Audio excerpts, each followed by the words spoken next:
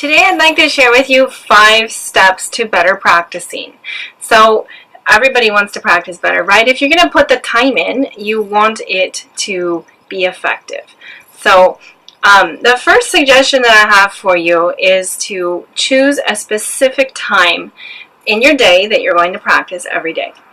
Put it in your schedule, make it part of your routine, make it a habit, right? We want our practicing to be a habit, something that we do regularly, something we do every single day. We don't want to miss our practicing. If we're putting time and money into lessons, we really want to get the practicing part, because that's where results come from, right? Is good practice. So yes, choose a specific time in your schedule and make it a priority. And even if you only get your violin out for 5 minutes, and I'm serious, just 5 minutes is going to make a difference if you do that every single day, versus, cramming for an hour before your lesson once a week. 5 minutes a day is less time, but more effective because it was daily, it was consistent, it was diligent. It's just way better. Okay? The second tip for practicing better is to set goals for your practice. Now, I don't just mean long-term goals. I don't just mean even weekly goals, right? Lesson to lesson goals. That's not even what I'm talking about. I'm talking about when you open your books to practice, decide what you want to work on that day. Decide what you want to accomplish in that piece. That's going to help your practice be a lot more focused, and you are going to be able to see your progress on a daily basis instead of just always wondering if you're ever going to make it to the Mendelssohn Concerto, right? That's a long-term goal, maybe, to play some concerto that you have heard on the radio that you really love. It's a great goal, and you should have those kind of long-term goals too. But making a little bite-sized goal that you can actually accomplish each day, and also a little bit bigger goals that you can accomplish each week, is going to propel your practice forward and help you to recognize that you're making progress and that you are meeting your goals and improving your playing. Speaking of bite-sized goals, you also want to have bite-sized practice chunks, okay? Now, there's a few different ways to look at that depending on how advanced you are as a violinist. If you are a beginner, a bite-sized piece is maybe one line. Maybe it is, it could even, depending on your level, it could be your entire piece, because your pieces aren't very long when you first start playing the violin. But as you get more advanced and your pieces become 2 pages to 5 pages and even longer, a bite-sized piece could be as little as 1 measure or 2 notes. Okay? So in this piece that I just played for you guys, Meditation from Thiès, a bite-sized piece for me would be about 4 measures. Now, that's because I can remember from the beginning of those 4 measures all the way through the 4 measures, I can remember if I made a mistake and what that mistake was. So that's kind of how you should gauge your sections, I guess. I'll just play those first 4 measures for you.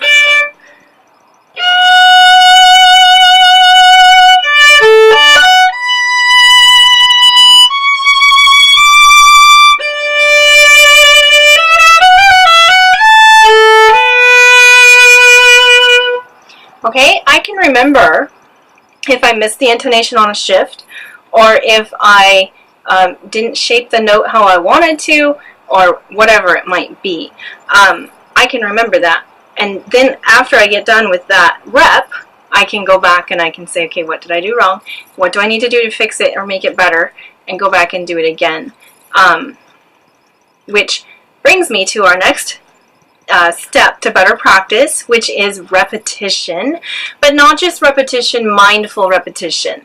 It's got to be focused, right? You can't be daydreaming while you're doing your repetitions. You can do 15 reps of the same little section, but if you're looking out the window and thinking about everything under the sun except what you're doing and how you are sounding, the repetition isn't going to do you any good.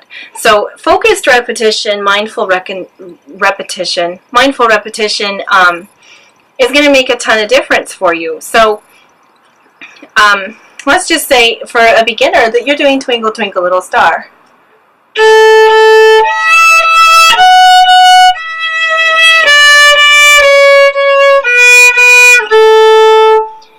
Okay, can you remember that Mi note, or do you need to make it even smaller?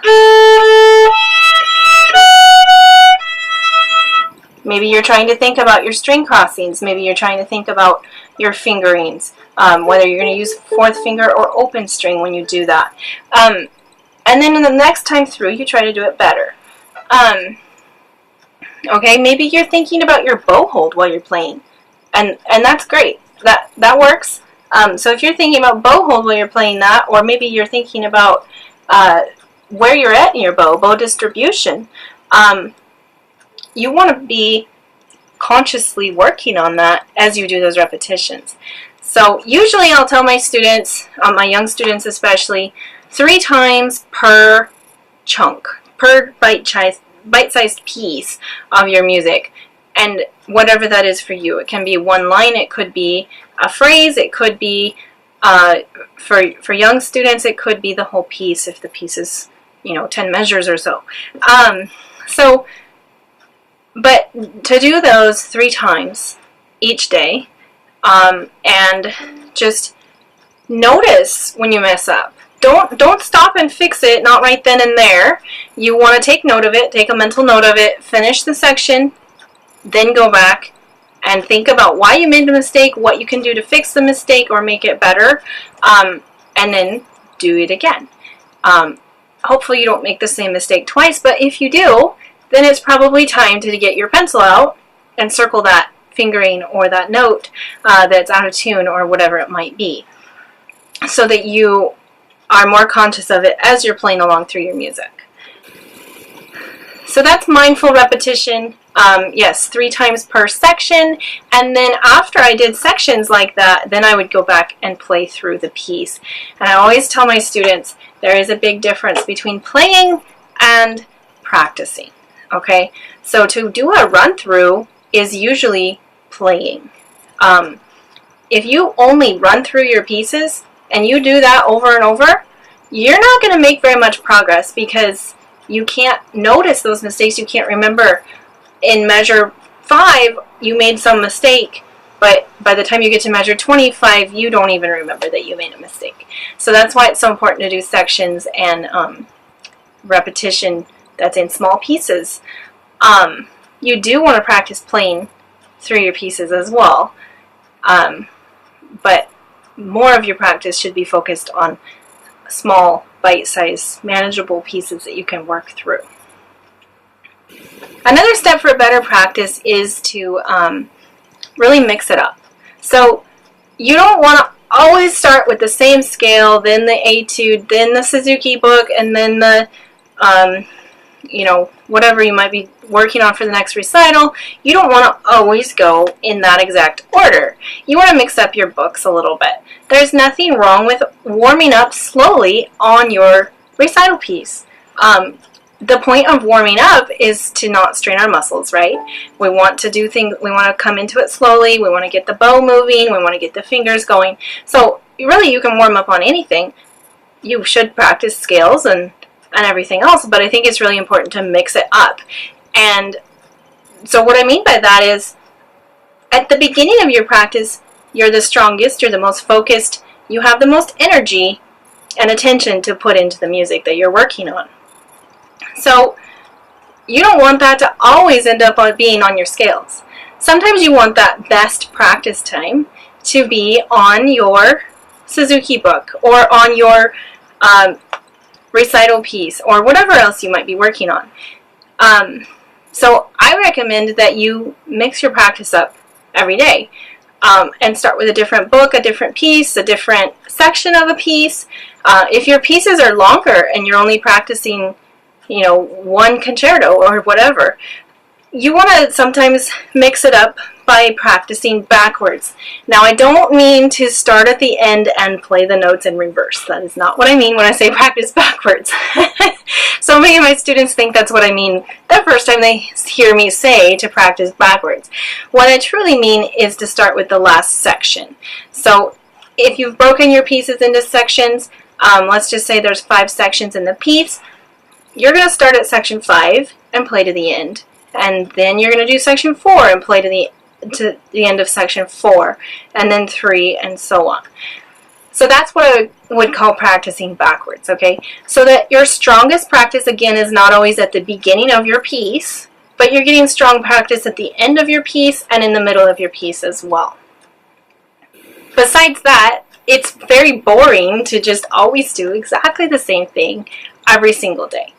By mixing it up like this, you can play the piece that you're in the mood to play right now, or the piece that you love to play. Sometimes you can play that one first. You don't have to wait till last every time. Sometimes you can get the hard stuff out of the way, right? Whatever it is that you just don't want to practice, do that first sometimes, and get it behind you so that you can enjoy the rest of your practice. Just keeping it fresh and mixed up and creative is really important to keeping yourself interested in your practicing. So I hope those tips help you guys practice better as we come into the fall quarter and start our fall lessons. But there's so many ways to practice and make practice more interesting and more effective at the same time. So I hope you find these tips helpful, and I will see you next time.